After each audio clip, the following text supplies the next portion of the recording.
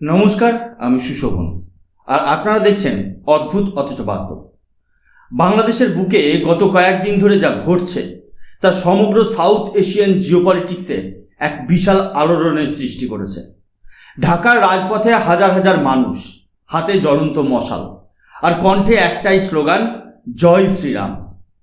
পরিস্থিতি এতটাই উত্তপ্ত যে বাংলাদেশ সরকারকে কড়া ভাষায় 72 ঘন্টার চরমপত্র বা আলটিমেটাম দেওয়া হয়েছে। কেন? কারণ উত্তর বাংলাদেশের পলাশবাড়িতে নির্মাণাধীন এক বিশাল রাম মূর্তির কাজ জোরপূর্বক বন্ধ করে দেওয়া হয়েছে এবং ভগবান রামের চূড়ান্ত অবমাননা করা হয়েছে। এটা শুধুমাত্র একটা ধর্মীয় ইস্যু নয়, এর গভীরে লুকিয়ে আছে এক গভীর জিওপলিটিক্যাল শিফট। শেখ হাসিনার বিদায় এবং তারেক রহমানের উত্থানের পর ভারতের প্রতিবেশী রাষ্ট্রে মাইনরিটিসদের ওপর এই পরিকল্পিত আক্রমণ কি ভারতের ন্যাশনাল সিকিউরিটি এবং ফরেন পলিসির জন্য এক বড়সড় অশনি সংকেত? আজ আমরা এই পুরো বিষয়টির চুলচেরা বিশ্লেষণ করব। আপনারা যারা ইন্টারন্যাশনাল রিলেশনস এবং জিওপলিটিক্স নিয়ে চর্চা করেন তারা জানেন যে কোনো দেশের অভ্যন্তরীণ ডেমোগ্রাফিক চেঞ্জ এবং মাইনরিটি রাইটসের লঙ্ঘন কিভাবে প্রতিবেশী দেশের উপর সরাসরি প্রভাব ফেলে।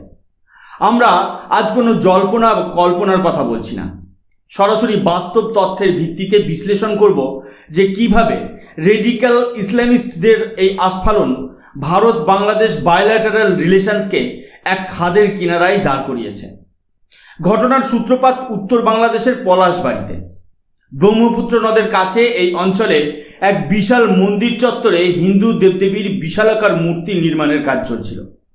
আপনারা স্ক্রিনে indian.com-এর আর্টিকেলটি দেখতে পাচ্ছেন। হেডলাইনে পরিষ্কার বলা হচ্ছে যে উগ্রপন্থী গোষ্ঠীগুলোর প্রতিবাদের জেরে বাংলাদেশ সর্ববৃহৎ রাম মূর্তির নির্মাণ কাজ বন্ধ করে দিয়েছে। এই প্রজেক্টটি কোনো সাধারণ প্রজেক্ট ছিল না। এখানে 81 ফুট উচ্চতার ভগবান রামের মূর্তি, 50 ফুট উচ্চতার ভগবান কৃষ্ণের মূর্তি এবং 30 ফুটের ভগবান শিবের মূর্তি নির্মাণ করা হচ্ছিল। মন্দির কর্তৃপক্ষের মতে প্রায় 22 কোটি টাকা বাজেটের এই প্রজেক্টের কাজ ইতিমধ্যে 80% শেষ হয়ে গিয়েছিল। কিন্তু সমস্যা শুরু হলো যখন রেডিক্যাল ইসলামিস্ট গ্রুপস এই মূর্তির বিশালতা দেখে আপত্তি তুলতে শুরু করলো। তাদের যুক্তি ছিল অত্যন্ত আক্রমণাত্মক। তারা দাবি করে যে একটি মুসলিম সংখ্যাগরিষ্ঠ দেশে এত বড় হিন্দু মনুমেন্ট বা মূর্তি তৈরি করা ইসলামিক ট্র্যাডিশনের পরিপন্থী। এই ধরনের বিশাল হিন্দু মূর্তি নাকি মুসলিম অধ্যুষিত এলাকার সোশ্যাল টেনশন তৈরি করবে।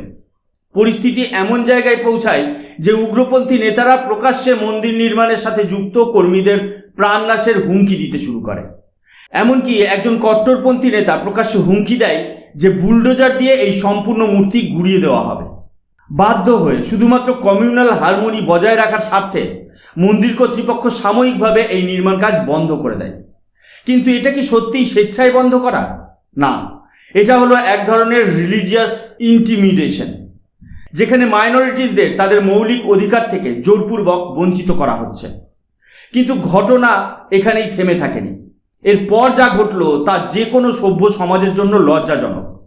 মূর্তি নির্মাণের বিরোধিতার নামে সোশ্যাল মিডিয়ায় এমন কিছু ছবি এবং ভিডিও ছড়িয়ে দেওয়া হলো যেখানে দেখা যাচ্ছে ভগবান রামের ছবির ওপর জুতো রাখা হয়েছে।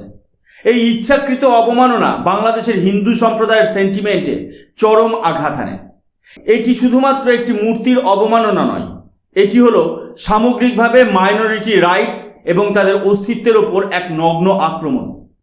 এই চরম অবমাননার পরেই পরিস্থিতি আর শান্ত থাকেনি। বাংলাদেশের হিন্দু সম্প্রদায়, যারা সাধারণত নিজেদের গুটিয়ে রাখে, তারা এবার রুখে দাঁড়ায়। স্ক্রিনে আপনারা ইন্ডিয়া টুডের এই রিপোর্টটি দেখুন। Chaos in Dhaka. ঢাকার রাস্তায় নেমে এসেছে হাজার হাজার হিন্দু। তারা মশাল হাতে জয় শ্রীরাম স্লোগান দিয়ে গোটা ঢাকা শহর কাঁপিয়ে দিচ্ছে। শাহবাগ থেকে শুরু করে ন্যাশনাল প্রেস ক্লাব, সর্বত্র হিউম্যান চেইন, পাবলিক র্যালি এবং ডেমনস্ট্রেশন চলছে। বাংলাদেশ হিন্দু মহাজোট সহ একাধিক মাইনরিটি অর্গানাইজেশন এই প্রতিবাদের নেতৃত্ব দিচ্ছে। তাদের দাবি অত্যন্ত স্পষ্ট এবং এর জন্য তারা বাংলাদেশ সরকারকে 72 ঘন্টার আলটিমেটাম দিয়েছে। এই দাবিগুলো কি কি? প্রথমত, যারা ভগবান রামের অবমাননা করেছে তাদের অবিলম্বে আইডেন্টিফাই করে অ্যারেস্ট করতে হবে। একটি ট্রান্সপারেন্ট এবং ইন্ডিপেন্ডেন্ট ইনভেস্টিগেশন চাই। দ্বিতীয়ত, পূর্ণ নিরাপত্তার সাথে রাম মূর্তির নির্মাণ কাজ পুনরায় শুরু করতে হবে। তৃতীয়ত, বাংলাদেশের সমস্ত রিলিজিয়াস সাইট এবং মন্দিরগুলোতে পর্যাপ্ত সিকিউরিটি প্রোভাইড করতে হবে। এবং চতুর্থত, মাইনরিটি রাইটস প্রোটেক্ট করার জন্য স্ট্রঙ্গার ইনস্টিটিউশনাল মেকানিজম তৈরি করতে হবে। বিক্ষোভকারীরা সাফ জানিয়ে দিয়েছে, যদি এই 72 ঘন্টার মধ্যে সরকার কোনো উপযুক্ত পদক্ষেপ না নেয়, তাহলে এই আন্দোলন শুধুমাত্র ঢাকাতেই সীমাবদ্ধ থাকবে না, বরং গোটা বাংলাদেশের প্রতিটি প্রান্তে বৃহত্তর গণ আন্দোলন গড়ে তোলা হবে। জিওপলিটিক্সের দৃষ্টিকোণ থেকে দেখলে একটি মুসলিম মেজরিটি দেশে মাইনরিটিদের এই মাত্রার রাস্তায় নেমে প্রতিবাদ করার কোনো ঘটনা সাধারণত হয় না।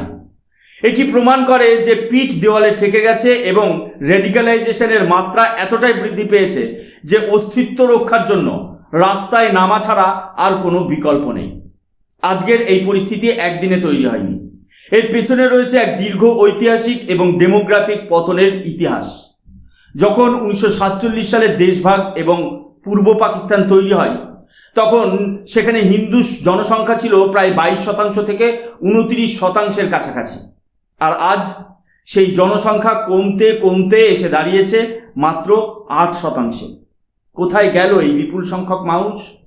1971 সালের লিবারেশন ওয়ার এবং মুক্তিযুদ্ধের সময় পাকিস্তান আর্মি সুপরিকল্পিতভাবে হিন্দুদের টার্গেট করেছিল, যার ফলে লাখ লাখ হিন্দু ভারতে শরণার্থী হিসেবে আসতে বাধ্য হয়। কিন্তু স্বাধীন বাংলাদেশ তৈরি হওয়ার পরেও কি এই মাইগ্রেশন বা দেশ ত্যাগ থেমেছিল? একদমই না। গত কয়েক দশক ধরে লাগাতার প্রপার্টি ডিসপিউট, জমি দখল, পলিটিক্যাল ইনস্টেবিলিটি এবং রিলিজিয়াস পারসিকিউশনের কারণে মাইনরিটিসরা বাধ্য হয়েছে দেশ ছাড়তে। আর ঠিক এই কারণেই ভারত সরকারের সিটিজেনশিপ অ্যামেন্ডমেন্ট অ্যাক্ট বা সিএএ এতটা প্রাসঙ্গিক। যখন ভারত সরকার সিএএ নিয়ে আসে, তখন ভারতের উদ্দেশ্য অত্যন্ত স্পষ্ট ছিল। পাকিস্তান, বাংলাদেশ এবং আফগানিস্তানে যে সমস্ত মাইনরিটিসরা ধর্মীয় কারণে অত্যাচারিত হচ্ছেন, তাদের ভারতের নাগরিকত্ব পাওয়ার প্রক্রিয়াকে ফাস্ট ট্র্যাক করা। কিন্তু আপনারা লক্ষ্য করবেন, যখনই ভারতের এই আইনের কথা ওঠে, তখনই বাংলাদেশে এর তীব্র বিরোধিতা করা হয়। অথচ বাংলাদেশের বাস্তব চিত্রই প্রমাণ করে দিচ্ছে যে কেন ভারতের মতো একটি শক্তিশালী রাষ্ট্রকে তার প্রতিবেশী দেশগুলোর মাইনরিটিসদের সুরক্ষার কথা ভাবতে হয়। এই সম্পূর্ণ রামমূর্তি বিতর্ক এবং হিন্দু প্রতিবাদের ঘটনাটিকে শুধুমাত্র অভ্যন্তরীণ দাঙ্গা বা রিলিজিয়াস সেন্টিমেন্ট হিসেবে দেখলে ভুল হবে। এর সাথে সরাসরি যুক্ত হয়েছে বাংলাদেশের সাম্প্রতিক পলিটিক্যাল চেঞ্জেস এবং জিওপলিটিক্যাল স্ট্র্যাটেজি। শেখ হাসিনার সরকারের পতনের পর বাংলাদেশে বর্তমানে তারেক রহমানের নেতৃত্বাধীন সরকার ক্ষমতায় রয়েছে এবং এই পালাবদলের পর থেকেই বাংলাদেশে মাইনরিটিসদের উপর হামলার পরিমাণ মারাত্মকভাবে বৃদ্ধি পেয়েছে। দ্য টাইমস অফ ইন্ডিয়ার এই আর্টিকেলে যেমনটা দেখছেন, শুধু একটা ঘটনার প্রতিবাদ নয়, এটা কন্টিনিউয়াস প্রসেস হয়ে দাঁড়িয়েছে। শেখ হাসিনা সরকারের সময় উগ্রপন্থী গোষ্ঠীগুলো কিছুটা হলেও নিয়ন্ত্রণে ছিল, কিন্তু বর্তমান সরকারের আমলে রেডিক্যাল অর্গানাইজেশনসগুলো যেন অনেক বেশি স্পেস পেয়ে যাচ্ছে। বর্তমান সরকার মুখে বলছে যে বাংলাদেশ সব নাগরিকদের জন্য, ফ্রিডম অফ ওরশিপ গ্যারেন্টিড, কিন্তু বাস্তব চিত্র সম্পূর্ণ উল্টো। এখানে সবচেয়ে গুরুত্বপূর্ণ বিষয়টি হলো ভারতের ফরেন পলিসি এবং ডিপ্লোম্যাটিক স্ট্যান্স। সম্প্রতি একটি বড় ডিপ্লোম্যাটিক রো তৈরি হয়েছিল যখন বাংলাদেশের বর্তমান প্রধানমন্ত্রী তারেক রহমানের একজন উচ্চপদস্থ অ্যাডভাইজারকে দিল্লি এয়ারপোর্টে সাময়িকভাবে আটকে রাখা হয়। এর জেরে ঢাকা তীব্র প্রতিক্রিয়া দেখায় এবং বাংলাদেশে নিযুক্ত ইন্ডিয়ান এনভয়কে তলব করা হয়। এটি ভারত বাংলাদেশ সম্পর্কে এক চরম অবনতির ইঙ্গিত দেয়। এর পাশাপাশি আরও একটি বড় জিওপলিটিক্যাল শিফট আমরা লক্ষ্য করছি। বাংলাদেশের নতুন প্রধানমন্ত্রী দায়িত্ব নেওয়ার পর সাধারণত সবার আগে ভারতে আসেন, এটাই চিরচরিত ডিপ্লোম্যাটিক প্রোটোকল। কিন্তু তারেক রহমান ভারতকে পুরোপুরি বাইপাস করে তার প্রথম বিদেশ সফরের জন্য বেছে নিয়েছেন মালয়েশিয়া এবং চীনকে। এটি ভারতের জন্য এক অত্যন্ত অ্যালার্মিং সিচুয়েশন। চীন যদি বাংলাদেশের বর্তমান সরকারকে পুরোপুরি নিজের কবজায় নিয়ে নেয় এবং অন্যদিকে বাংলাদেশে উগ্র সেন্টিমেন্টদের রমরমা বাড়তে থাকে, তবে ভারতের ইস্টার্ন ফ্ল্যাঙ্ক বা পূর্ব দিকের বর্ডার চরম ন্যাশনাল সিকিউরিটি থ্রেটের মুখে পড়বে। লর্ড রাম শুধুমাত্র ভারতের দেবতা নন, পুরো সাউথ এশিয়ার কালচারাল এবং সিভিলাইজেশনাল হিস্ট্রিতে তার প্রভাব অসীম। নেপাল থেকে শুরু করে ভুটান, থাইল্যান্ড, সর্বত্র রামায়ণের প্রভাব রয়েছে। তাই বাংলাদেশে ভগবান রামের এই অবমাননা পুরো রিজিয়নে একটি বিশাল পিপল এফেক্ট তৈরি করছে। ভারত সরকার এই মুহূর্তে হয়তো সরাসরি এই প্রোটেস্ট নিয়ে খুব কড়া কোনো অফিসিয়াল স্টেটমেন্ট দেয়নি, কিন্তু সাউথ ব্লকের নজর যে পুরো পরিস্থিতির ওপর কড়াভাবে রয়েছে তাতে কোনো সন্দেহ নেই।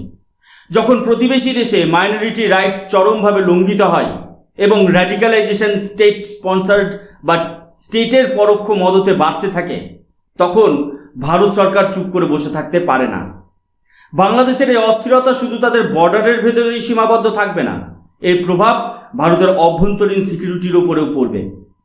এখন দেখার বিষয় হলো, এই যে 72 ঘন্টার আলটিমেটাম দেওয়া হয়েছে তার সময়সীমা শেষ হওয়ার পর বাংলাদেশ সরকার কি পদক্ষেপ নেয়।